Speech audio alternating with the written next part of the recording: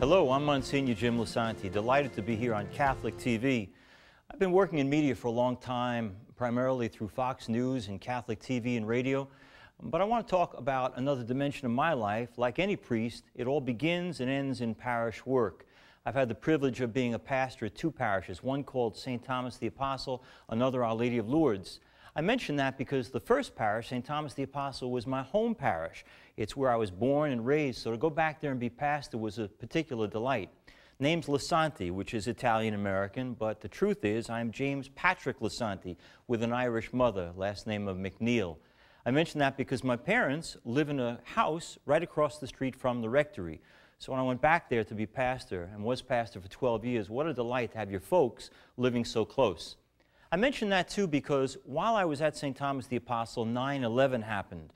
And when it happened, 31 of our parishioners were killed that day in New York City. A terrible time, awful, painful, really heart-wrenching funerals that took place to celebrate the lives of these good people who had been slaughtered in that terrible, terrible tragedy, that awful terrorist attack.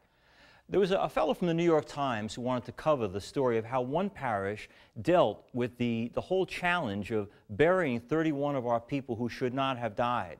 And he followed me around through the funerals and the wakes and the whole experience. But he said at the end of writing about his story, there's a piece missing. And the piece missing is, what helps a priest to function?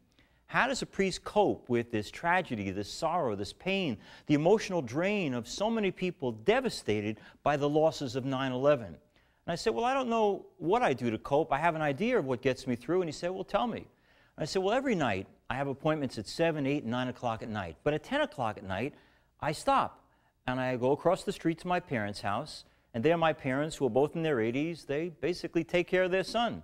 My mom brings out a cup of tea. My dad slices up some melon, and we all watch together reruns of Everybody Loves Raymond. And I'm telling you, that can be therapeutic for a guy who all day has been dealing with stress and tragedy and sorrow. It's a wonderful help to me to have my parents to talk to and to share the burdens. My parents matter so much to me. I mention all that because the story came out in the New York Times. And when it did, I remember saying to my parents, did you see the piece in the New York Times about the parish and about me? And my parents were kind of cool, and they said, yeah, we saw it. I said, what did you think of it? And they said, oh, it was fine. And I said, what do you mean it was fine? It was a wonderful story. It was about your son. This is the New York Times. Weren't you excited? Wasn't it great? And again, they were pretty cool and said, it was fine. It was okay.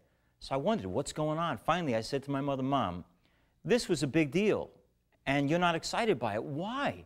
And she said, well, we don't mind that they did a story on our son. And we don't mind that you mentioned us, but where do you get off telling the New York Times and the whole world that we're over 80 years old? I mention that because it was wonderful to see my real parents being sensitive about their age. They are great, great people. They mean the world to me. They support me. They help me to be the priest I am. All of this is my setup for what I want to tell you now. I couldn't be the man I am without Nicholas and Cecilia, my parents. They have led me in so many ways down the paths that matter in life. We're supposed to be close to our parents. It's central to who we are. They form us, they shape us, and the relationship is special, and it's intimate, it's good, it's what makes us the people we are. Now I'm going to talk a little bit about Mary, the Mother of God. There are people out there who think, well, you know, those Catholics, they're good, but there's a problem. They worship Mary. They make her the center of the universe. And one of the ways they criticize us a lot is because of our devotion to the Rosary. They say, you know, all these prayers to Mary, Hail Mary, full of grace, why don't they focus on Jesus? After all, Jesus is the Lord our God. Well, keep that in mind because that criticism is still out there. And everything I'm saying, by the way, is based on a wonderful book by Dr. Vincent Barata called The Rosary is Alive. It's a great resource I hope you'll pick up. Now, in my parish, I probably celebrate about 150 weddings a year. And it's a wonderful thing, but there are people who can't always get to the pastor. Now let me tell you what happens when people want to get to me. What they do very often is call a woman named Cecilia, my mom.